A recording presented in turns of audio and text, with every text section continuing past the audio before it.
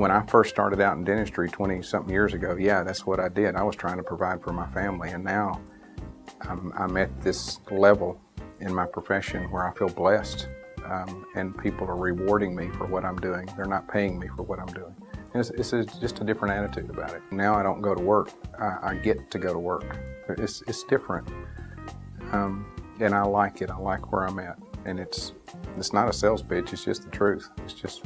It's a comfortable place to be in right now. There are plenty of days that I go home and go, man, I was so lucky to be here today because look at what happened. Look at this person, look at that person, look at their smile, and look at, this person left crying. They were so happy. They weren't crying upset, because that's what you would think when you go to the dentist. When people leave in tears, they're joyful, and that's different. And you forget being paid. If I did it for free, it'd be worth it. And we do it for free. We work in a couple of different places for free. I do, Interfaith Dental is a place here in town that I've worked at, but I've done missions literally all over the world.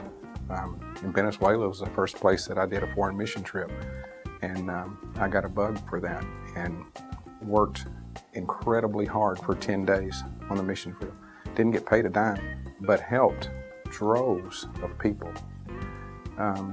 And then that first trip that I took was in 1998, and the last trip that I took was to Brazil 2 weeks ago, and was fortunate enough to take my 15-year-old daughter with me to give her a taste of what missions is like. And really, the reason we took her is I wanted her to see what poverty looked like, because when you see third world poverty, it's unlike anything that we have in this country. And she got to look at it and touch it and pray with it and everything else. And so it's awesome to be able to do stuff like that. And so, yeah, sometimes we have to do things for free, but at the end of the day, it's the right thing to do. Yeah, I've done everything from Habitat to Humanity to pulling teeth across the other side of the globe, and it's, and how do you tell somebody how that makes you feel? I mean, honest to goodness, how do you describe that to somebody? Well, really, you can't until you go do it. I mean, I parachuted when I was in college. How do you tell somebody what that feels like? You can't. And I've tried, but you can't. And when you give somebody a rewarding smile, how do you describe that? I mean, you guys are wanting me to talk on this video and describe stuff like that, and I don't know how to do that other than just try to tell you of my heart and the passion that I've got for some of the stuff like this. And when you see these people and you hear their testimonies, that's what I'm praying comes across, is their real heart and the truth and what I see that can't be scripted. You can't write this stuff out. I do think it's important that they be able to tell their story to people that are just like them. They're scared to death about coming to the dentist, because why should they be? And we came home from school and Dad had us go straight to the garden, work the garden, get the weeds and the grass out of the garden and help grow vegetables. And we came in and it was 6 o'clock sharp. We were sitting down for dinner. When that was done, then you got to do your school studies. And that was every day. I mean, except for Saturday we got to play and Sunday was church, just automatic. That's the way I was raised. The importance of parenting, and I still think that. I still think that's one of the most important things that I do. And the responsibility and what the Bible teaches about that is it's humbling. I told somebody the day we were talking about our children being born. It's a bunch of couples. We were having a game night.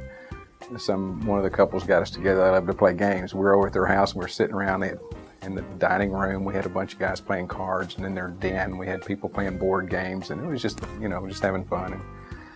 And we started, I don't know why, one of the mothers started talking about when they had their baby.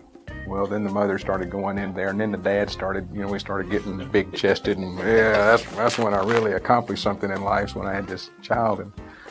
And I remember being in the hospital room the day that my first was born, and the minute Lauren took a breath, it was just, I don't even know a word to describe, but it was overwhelming. And because I think for the first time I got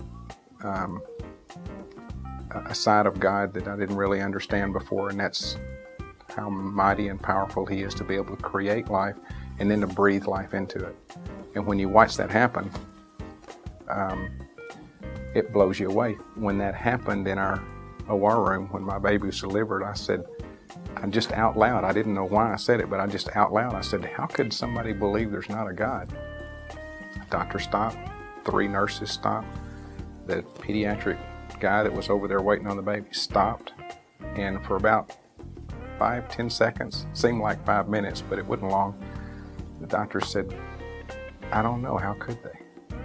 And then everything went right back in motion, and they did their things, and Lauren's crying the whole time, and we go on. It was just like one of these moments that if you weren't there to experience it, you wouldn't have understood it. But if you're a parent, you understand that. And it's an awesome and incredible responsibility that I surely don't take lightly, no different than I do my profession. And so